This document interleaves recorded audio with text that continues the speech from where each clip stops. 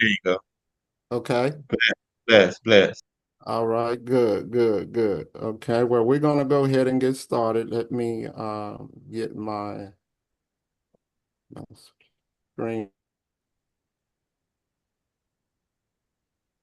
I'll do this.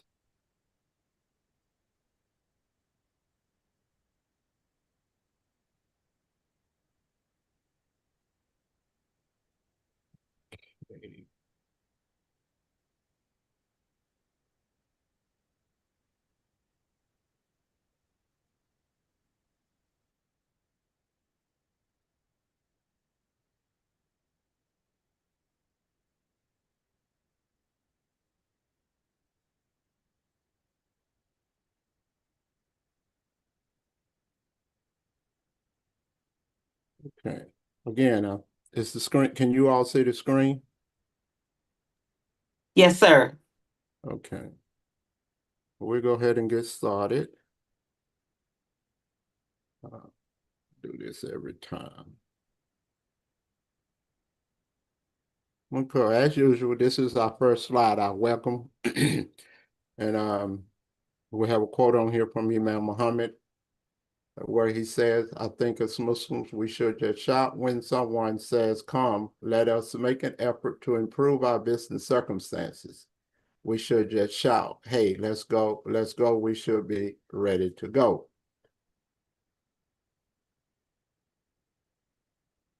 Now, this organization, and that is the Entrepreneurs and Development Institute, this is organized to make sure that the enthusiasm for business growth stays with us, to make sure as many people as possible are involved with business in our neighborhoods. We are promoting and keeping things happening.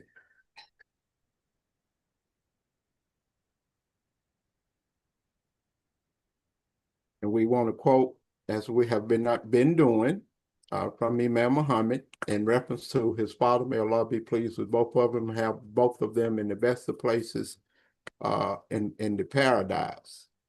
Imam said, our business people have to see our roots in the Honorable Elijah Muhammad's call to financial responsibility, to business development, to some economic plan. We can't deny him that credit that he has earned. He was the one who excited us, the African American people. It was an excitement to have a bigger appetite for not only wealth, but also for a bigger responsibility uh, that gives respect to a people. And we quote him again. We have to grow financially. Our community cannot support our schools, our mosques, our religious and spiritual needs if we don't have money. We have to have some money. I'm not going to be stupid sitting around here waiting on some rich Arab, some rich Iranian to give us some money. I don't want that. My self-respect don't want that. So the best way is the way that the Honorable Elijah Muhammad taught us, do for self. And we already had that one. And we quote him again. We have come to a point in our growth as a Muslim community in America that if we don't create finances for ourselves and our children, we can't and won't grow anymore as an impactful and productive Muslim community in America. And we quote again, you can't just have Islamic life in your heart and in your spirit. Islamic life has to be expressed in Islamic structures. Islamic life has to be expressed in halal businesses. Islamic life has to be expressed in homes owned by Muslims, in factories owned by Muslims, excuse me. Yes, in productive land owned by Muslims, and transportation and shipping products. Where am I at? Owned by Muslims. In cars and buses, trucks and trains and airplanes owned by Muslims. And the last one he said, I'm trying to Hold on, I hit it again too quick and go back. We cannot have and this is the last one, we cannot have a healthy community or healthy morale, a good morale for our community if we don't have a showing in business growth or business development. It's a must. It will be heavy on our soul. It will be taxing our spirit if we don't have a business showing in our community. Business is a must. You have to produce for yourself, take care of your own. That means your own neighborhood too. We need people of like interests, especially business interests. If you know each other and you know something is happening in your area by persons of good character, and they are contributing to the business growth of our association or members, there are people in their locale should try to tie up with them if they have like minds and like interests tied together. And we do need organizations that organize just to make sure that the enthusiasm for business growth stays with us, and to make sure as many people as possible are involved with business of our neighborhood. We need organization, just for business people, to promote and keep things happening. So if anyone would like to make some brief comments on these quotes that I bought from Imam Muhammad, please do so before we go to our next slide. And that's why I formed this. Assalamu alaikum, brother Imam.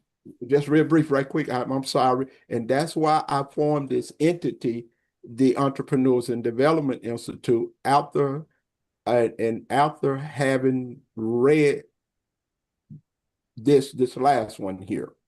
And so I got more organized and put it together, this entity, the Entrepreneurs and Development Institute, because of mainly this quote, that we need organizations that organize, and talking about a community of business people. So I yield to you, brother. Go ahead. Yeah, this is Muhammad Sharif calling Mount Vernon, New York. Thank you, brother Imam, for bringing those face and introduction statements to us this morning. You're welcome. That should be all that we need to follow the Imam instruction. We can't go anywhere without wealth.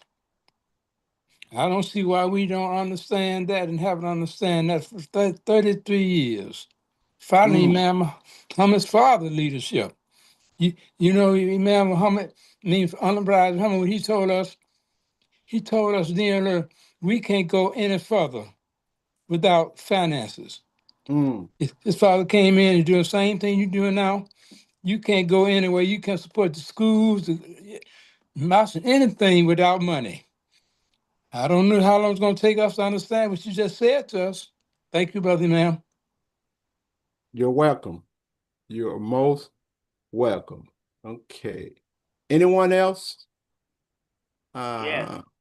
Please do. Wa alaikum assalam. Go ahead. Yes, sir, brother Imam Tariq. First, I want to say alhamdulillah, all the praise and thanks belongs to Allah first and foremost. And I want to thank Zoom AM 360 for having your production. It's very needed and necessary, and what is you given. If you would oblige me, I missed the first two in terms of what you was given that Imam Muhammad was saying in regards to business. The first two on the slide? Yeah, on the slide. You just got to read it. So if you could read those for me. Okay, give me a minute to go. Give me a minute to pull that back. Oh, it's still up. Okay. I have it up. Hold on. Okay, thank you. The first two slides, correct? Yes, sir.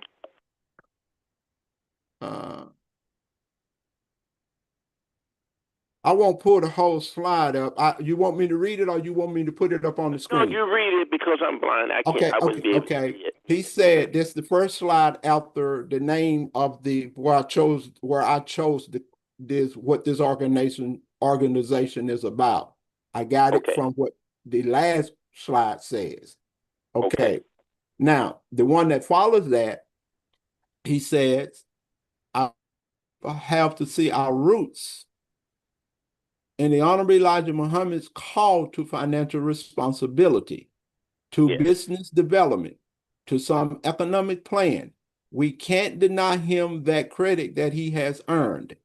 He was the one who excited us, the African American people, It was an excitement to have a bigger appetite for not only wealth, but also for bigger responsibility that gives bigger respect to a people. That was the first one. Thank you. And then Okay. the second. You got it? Yes, I got that one. What was the one that followed? I said the first two. That was the first one. What Okay, was the second? let me go back then. The next one is, hold on.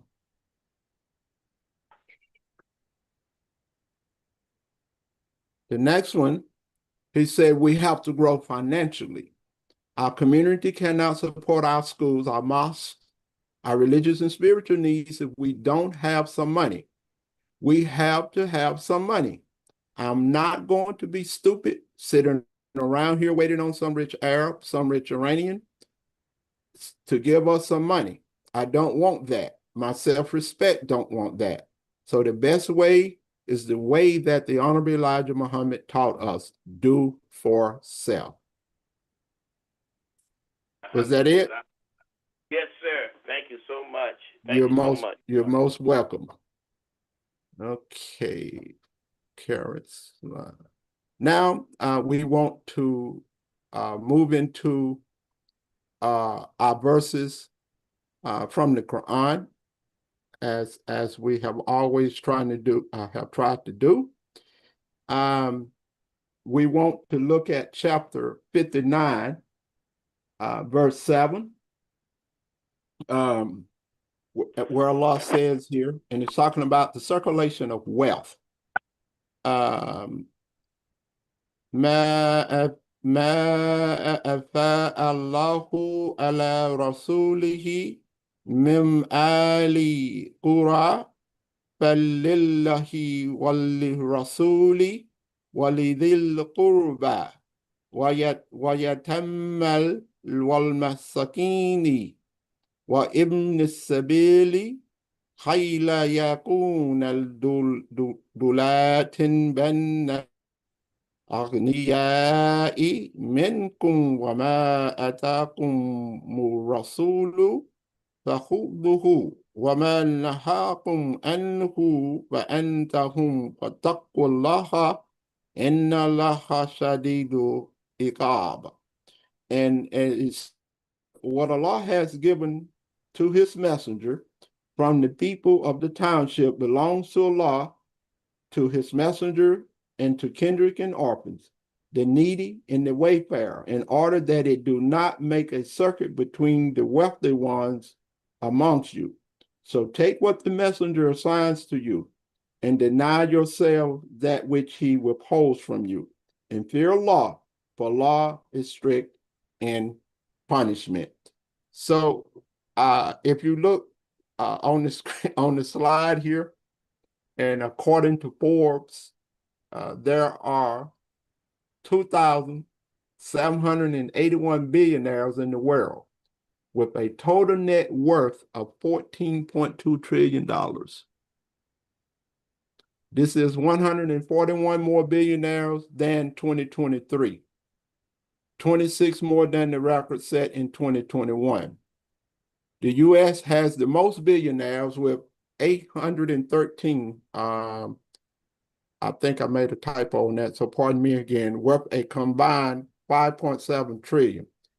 China is the second with 473 billion. No, I was correct. I just had that comma there. Worth 1.7 trillion. The top 20 billionaires added a combined 700 billion wealth since 2023. According to an Oxfam report, the richest 1% have more wealth than the bottom 95% of the world's population. Data was gotten in September 2024. Any comments before we go to the next slide? Okay. Now, this report here was next year will be 10 years, so 9 years as of this year. And it says here, in our 2016 report, and if anybody wants this report, I can go ahead and get that sent out too. It's a very detailed report of a study that was done. And the Muslim Brothers was part of doing this.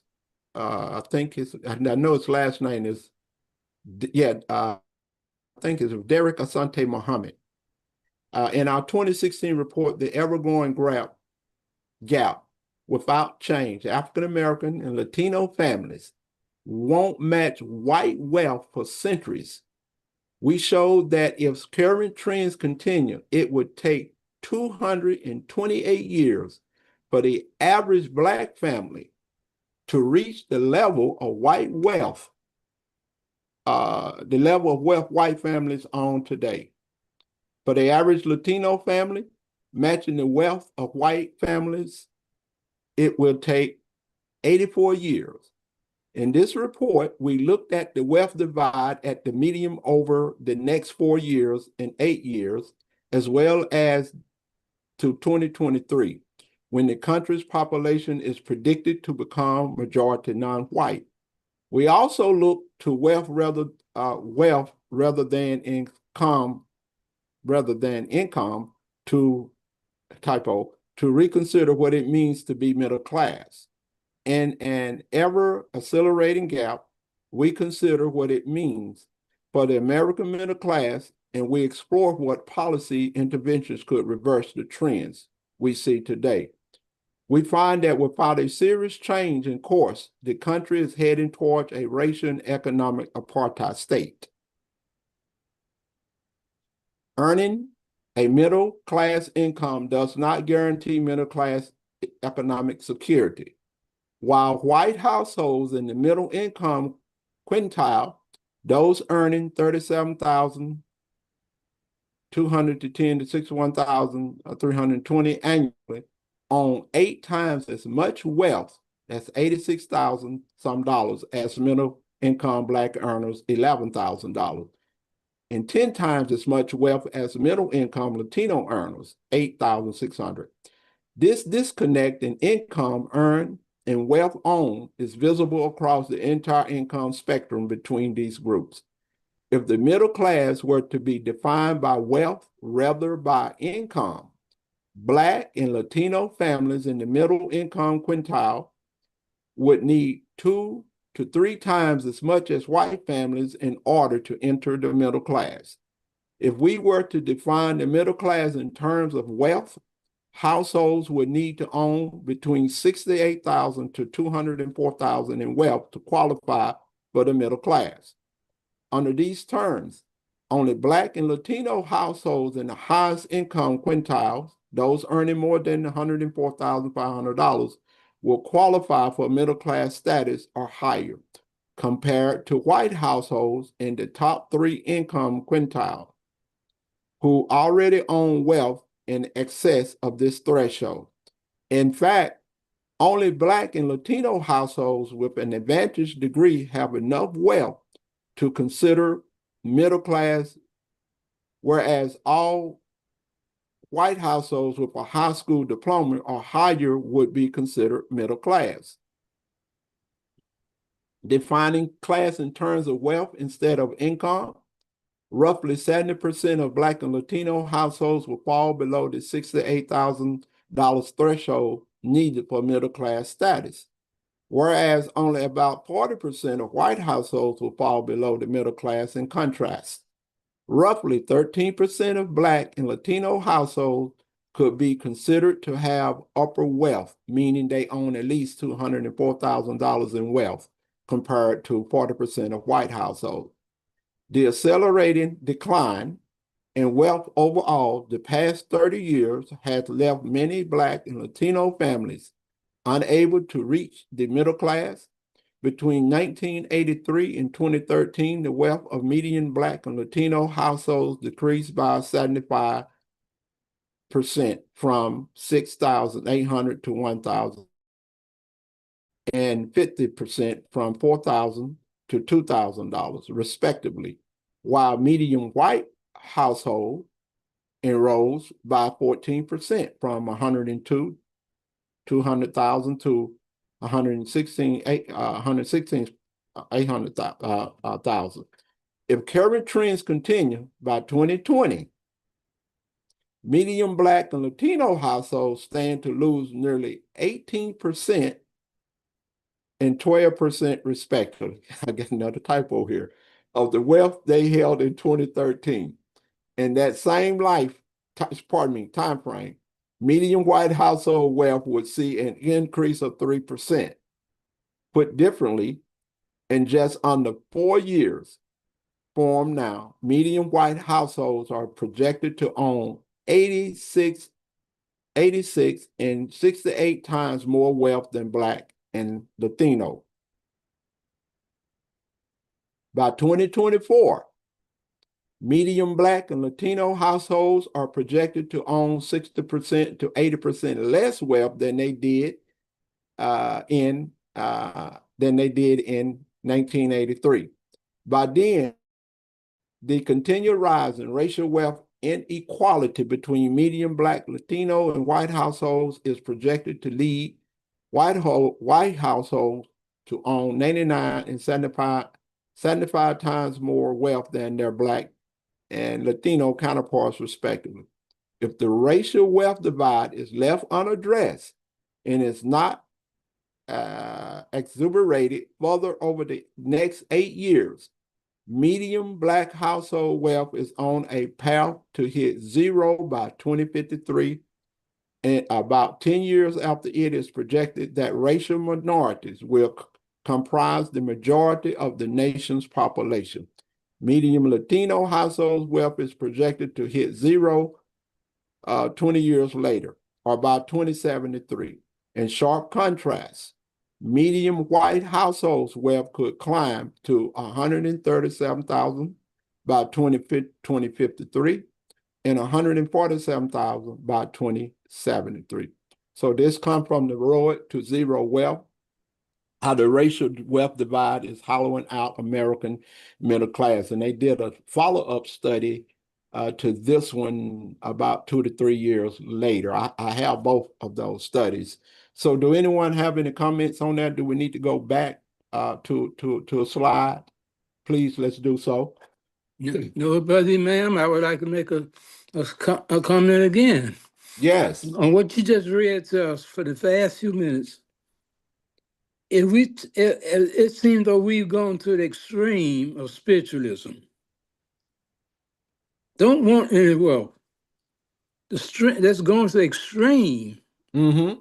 Anyone that comes on and keep on talking to us about this talking, and not talking finances or wealth, we should cut them off, really. I'm not going to respond to that one.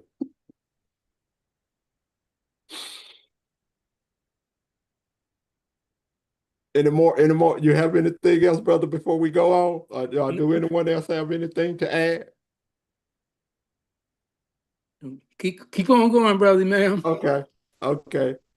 Now, this slide here, the last one here, a dollar is said to circulate for approximately 6 hours in the African American community before leaving the local community. Through the accuracy of this specific statistic is debated. This contrasts with the circulation times in other communities, such as the Asian community is reported to stay there 28 days. The Jewish community reported 19 days, Caucasian 17 days, African American 6 hours.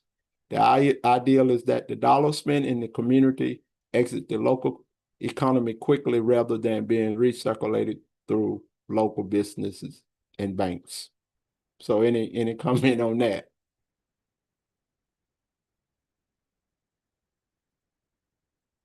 Anyone?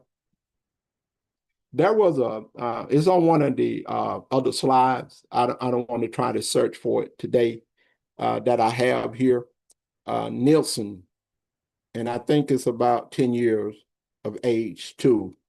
Nielsen did a study on spending, and and the number one area where the African Americans spent money is on health and beauty products. The number one area, health and beauty products. And so they updated that recently. I mean, not recently, but they updated that one. And I want to say it was done in 2018, the one that I have on one of the slides. So do anyone need to make some comments while we transition to this other slides? Yeah, I'd like to make another comment. Please do. That is, the younger people out in their 20s and 30s, they're saying, how in the world, a brother talking, how can I get a wife if I don't have any finances? I don't have an apartment. I can't put her in an apartment. I can't buy a house for her. So how can I get married if we don't have no wealth? And sister saying the same thing. Well, I'm gonna marry you brothers, and you don't have any money. I can't go out and work. I have to raise the children. What am I supposed to do? Well, if I must say, I said I wasn't gonna look for this slide, and I see I'm doing it. I do feel as a business person that and I hope it's not offensive what I'm saying, that we don't support each other enough as we should. Okay. Here it is right here. I'm gonna go ahead up and pull that up, pull it up on the screen. Can you all see that? Sister Depreeta, go ahead before we get into this slide. Go ahead. Alhamdulillah, thank you so kindly, Brother Imam. You know, I'm just wanting to, first of all, I'm just blown away with these statistics, and it just shows how we need to keep our eyes on the written material about our incomes and finances and everything in the society, as far as we are. And we want to probably work together. But Lord, if you live in an apartment or something, and you say, well, okay, then you come and we're gonna try to live in this apartment together. They got all these rules and regulations and stuff, and you can't do this and you can't do that. And we have no support. We have no support in the society according to this information to even help us. They say, well, pull yourself up by your own bootstrap. I ain't gonna say what just came to my mind to respond to that. But I'm like, but where the bootstrap? We don't even have boots on. You know, I mean, Yes, I'm ma'am. glad you sharing it with us, but it just hurts your heart so bad that you just like you just baffled. Yeah. Like, bro, I'm just saying. So what am I gonna do? I mean, what am I gonna do? Well, I think what you can do is keep being with us as we are gathered here today. Obviously, we're trying to address it. These things that concern all of us as Muslim African Americans and others in this venue that we have by way of an AM 360. Yes, so we're doing something. So yeah. So here with this slide, it said African American consumers are speaking directly to brands in unprecedented ways and achieving headline making results. Throughout 2017, popular brands witnessed the power of Black Twitter and the brand impact of socially conscious Black consumers. Through social media, Black consumers have brokered a seat at the table and are demanding that brands and marketers speak to them in ways that resonate culturally and experientially. If these brands want their business, and with African Americans spending 1.2 trillion annually, brands have a lot to lose. Now, this, again, as you see on the screen, the source was Nielsen Black Impact Consumer Categories where African Americans move markets. And this was done in 2018. And then as of 2022, the African American has spent 1.6 trillion. So now you take note, the study was 2017. So now you went up, that's 5 years? It increased to 1.6 trillion. Now, if you look over here at the chart, the power of Black dollars, categories where the percentage of Black spending is greater in proportion to their population, which the population is 14%. So ethnic hair and beauty aids, Black spend, $54 million. Total spend, is that 63? Yeah, total spend was 63 million. So that's 85% of the market. 85% of the market was spent by African on ethnic hair and beauty aids. Then followed by women fragrances, feminine hygiene, men toiletries, personal soap and bath things, frozen unprepared meat and seafood, refrigerated juices and drinks, self-sustainable juices, spices, seasoned on bottled water, insecticides, gums, shortening, or household cleaners, detergents, cookware, charcoal. And so Nielsen did this study. And I don't know how often they do it, but I think this was the when this one came out. I think y'all actually had got it in 2018 when it was made public. Any comments before we go to our next presentation?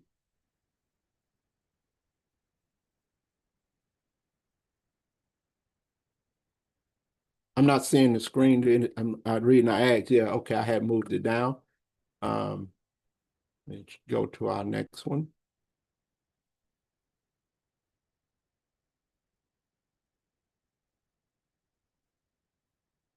Okay, what we're going to be discussing today in connection to these verses that we just looked at is what is a home-based business? What is a home-based business?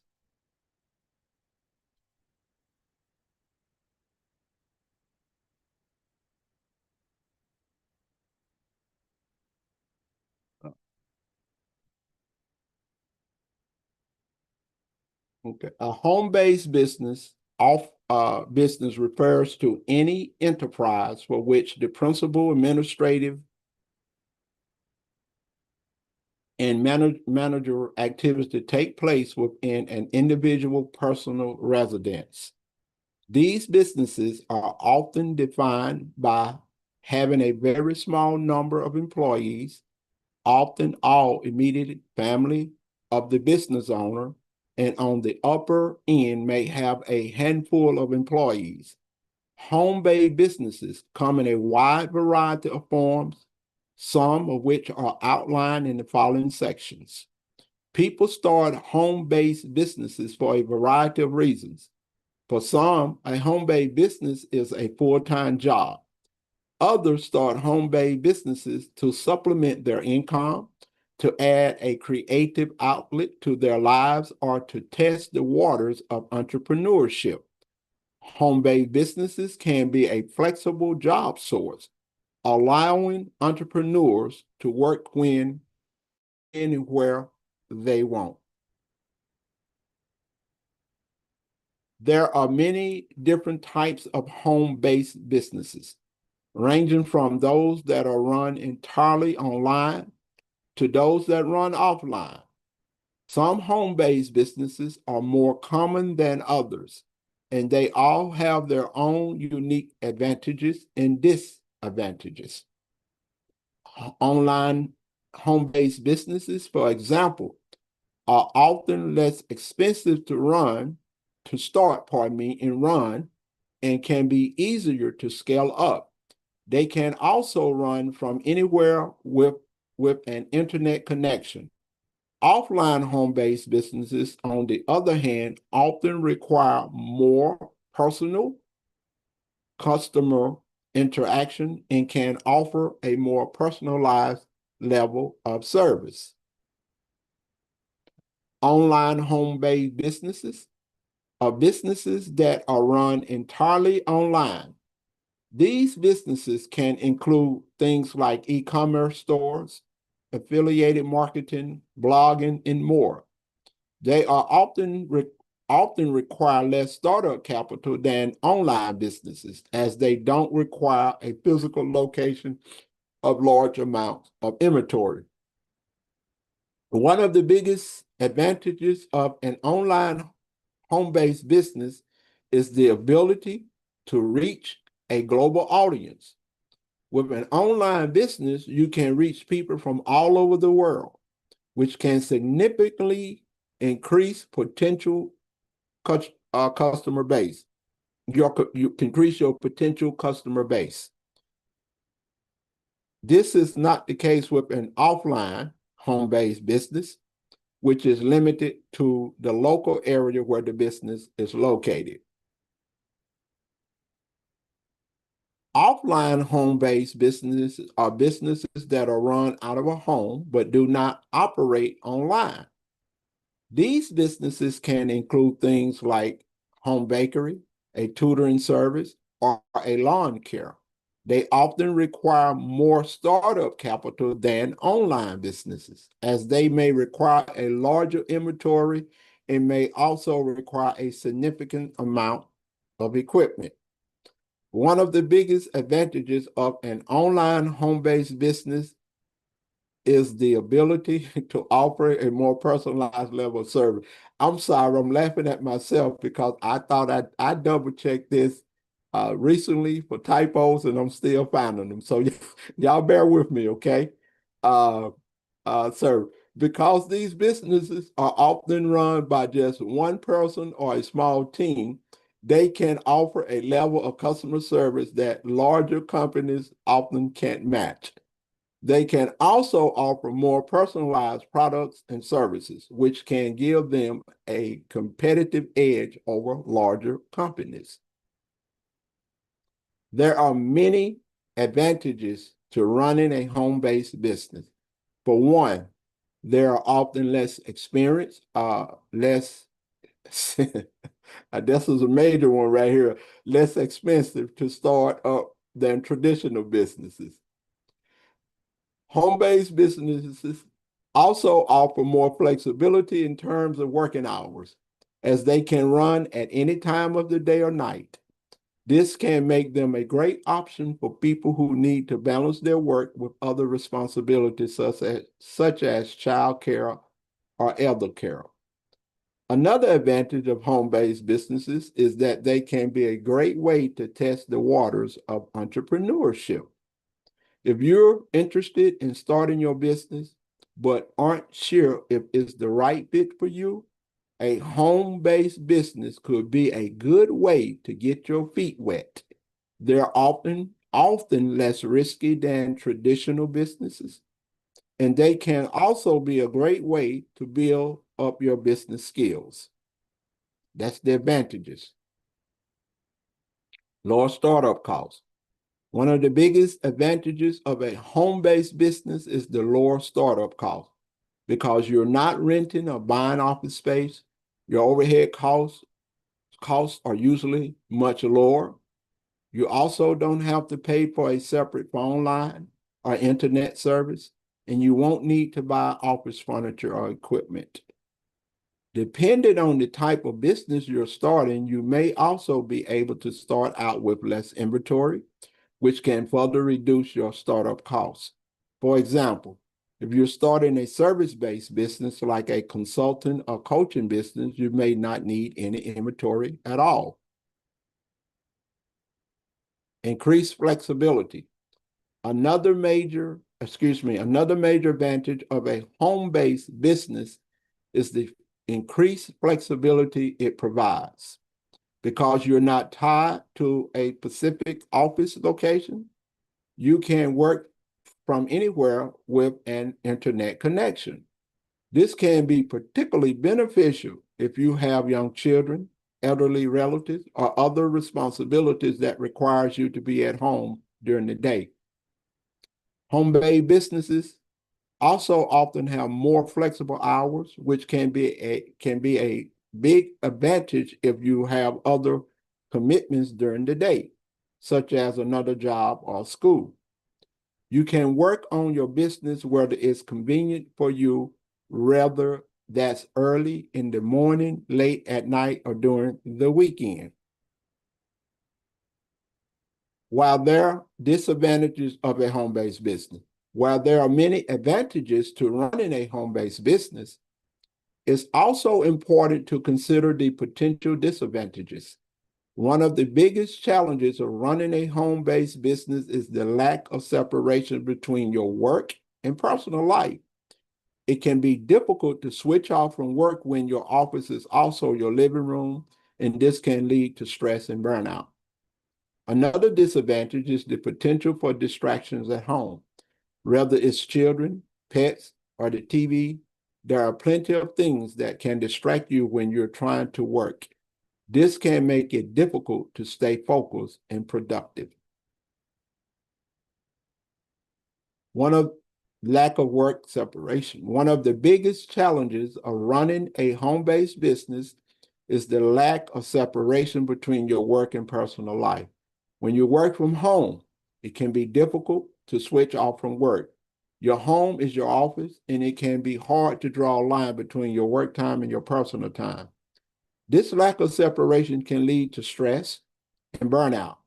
It can also make it difficult to maintain a healthy work-life balance. If you're not careful, you could end up working all the time, which can have a negative impact on your health and your relationships. Potential for distractions. Another potential disadvantage of running a home-based business is the potential for distractions at home. When you're working from home, there are plenty of things that can distract you. Oh, did I repeat that one? I believe I did. Whether it's your children, your pets, or your TV, it can be difficult to stay focused and productive when you're surrounded by potential distraction. I think I typed that one twice. These distractions can make it difficult to get work done, and they can also lead to stress and frustration. It's important to have a dedicated workspace and set boundaries with your family and pets to minimize these distractions. Legal considerations for your home-based business. When starting a home-based business, it's important to consider the legal implications. There are a number of legal considerations that can affect home-based businesses, including zoning laws, business license, and taxes.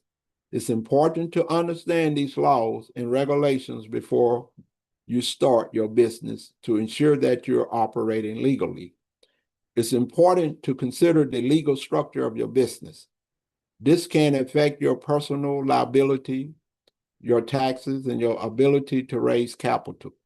The most common legal structure for home-based businesses are sole proprietorship, partnership, limited liability company, that is the LLC, and corporation. Zoning laws. Zoning laws can have a big impact on home-based businesses. These laws regulate what types of businesses can operate in certain areas, and they can also regulate things like noise levels, parking, and signage. If you're planning to run a business out of your home, it's important to check your local zoning laws to make sure it's allowed. If your business is not allowed under your local zoning law, you may be able to apply for a variance or a conditional use permit. However, this can be a lengthy and expensive process. So it's best to check the zoning laws before you start the business. Business license and permits. Depending on the type of business you're starting, you may need to obtain certain business licenses or permits. These can include things like business license, a sales tax permit, a health department permit. The requirement for these licenses and permits vary by state and by type of business. So it's important to do your research. If you're not sure what licenses or permits you need, You can check with your local city or county government. They can provide you with information on the requirements for your specific type of business. Excuse me. Finally, a home-based business can be a great way to earn income. Whether you're looking to supplement your current income or start a new career. They offer many advantages, including lower startup costs and increased flexibility, but they also come with their own set of challenges and potential disadvantages. Before starting a home-based business, it's important to consider the type of business you want to start, the potential advantages and disadvantages, and the legal considerations. With careful planning and preparation, home-based businesses can be successful and rewarding. So anyone have any input or comments or need to go back over a slide or at this time while we transition to the last slide? Anyone? I don't have the thing. I don't see anyone's hand up. Okay. Let me get this one down and we'll go to the next one.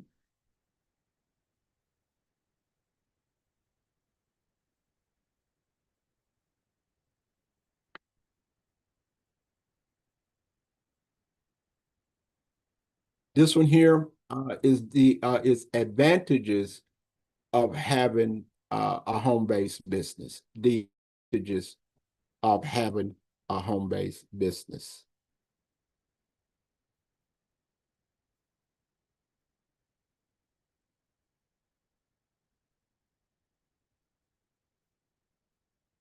Okay, the advantages of a home-based business. If you are looking for a good entry into business ownership, there are many advantages to starting a home-based business. While starting your own business is never easy, more and more entrepreneurs are discovering the benefits of running a business out of their homes. If you want to become your own boss, a home-based business may be the right decision for you. Man, I'm still finding typos here. Okay. Number one, more personal freedom.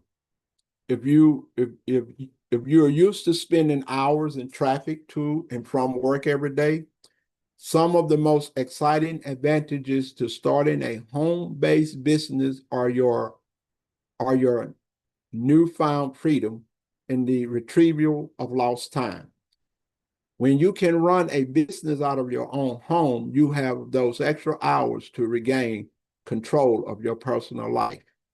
Plus, there are no bosses, no dress code, no set work schedule, and no office politics to maneuver. All you need is personal drive, discipline, and good time management skills. Number two, you keep the money you make. It's a simple principle. The harder you work at your home-based business, the more money you can make. Your earning potential directly proportional to your performance, so you don't have to wait for a raise or a promotion. You work harder and you produce more. You also save money on gas and food. Preparing lunch at home is more cost-effective and offers a nice break in your workday. Number three, increase opportunity. With so many corporations and industries in a slump, starting your own home-based business enterprise means you can create your own income-producing opportunities. Good job prospects can be scarce in some industries. And promotional opportunities within major companies are also shrinking. Number four, less risky than starting a brick and mortar business. Look for a problem in your community. Think about how you can possibly create a business around solving it. Start thinking about it even if you never do it. You need to start exercising the creative brainstorming part of your brain. 5, tax advantages of a home-based business. There are a number of tax advantages to having your home and office under one roof. You can deduct a part of your home's, operating and depreciation expenses on your home business expenses. This can be a percentage of your mortgage, property taxes, insurance, utilities, and or the IRS website from go to, that's supposed to be reference the IRS website for more information.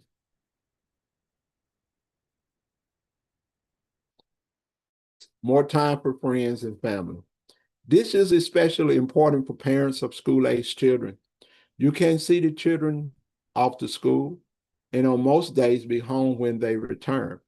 Also, if someone in your household is sick, it's easier to offer care when your business office is just down the hall. Number 7, it is less stressful to juggle the demands of work and family when you can generally set your own schedule, a big perk of working from home. Number 8, opportunities for professional growth. Being your own boss gives you the chance to wear a lot of hats: sales director, marketing professional, strategist, business development manager, and more. This gives you insight into an experience with all the aspects of running a business, which in turn makes you even more marketable. Number 9, increase productivity. Now that you no longer have to budget time and energy for commuting or a succession of useless meetings, you should have a lot more time and energy to invest into your business and make it a success. Number 10, a creative outlet. Launching your home-based business can be an opportunity for you to give birth to your passions and potentially create a money-generating outlet out of your hobbies or personal interests. And that concludes that one. Any questions into this most recent one, please do so at this time. Anyone?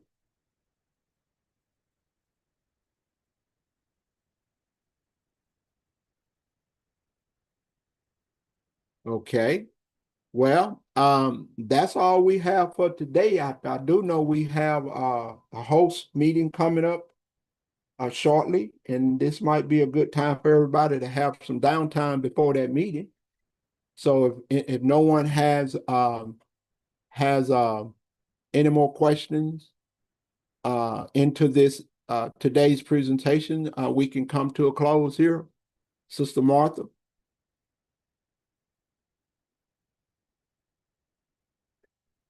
Hello? Sister Martha? Yes, sir. I apologize. I Assalamu understand. I understand. I had to do some things too when I first signed on. With phone calls coming in. I thought everybody knew that on this day I'm doing this. You're doing exactly. Yeah, and the same person called me last week at the same time. So, but anyway, I was saying I'm done with the presentations. I know we dedicated 2 hours, but unless anyone, if no one have any more questions concerning the presentations, I need to go back over the screen. We can come to a close because I know we have a scheduled host meeting. Yes, we do. We'll return to this format for the host meeting, and inshallah, everyone who's on will know.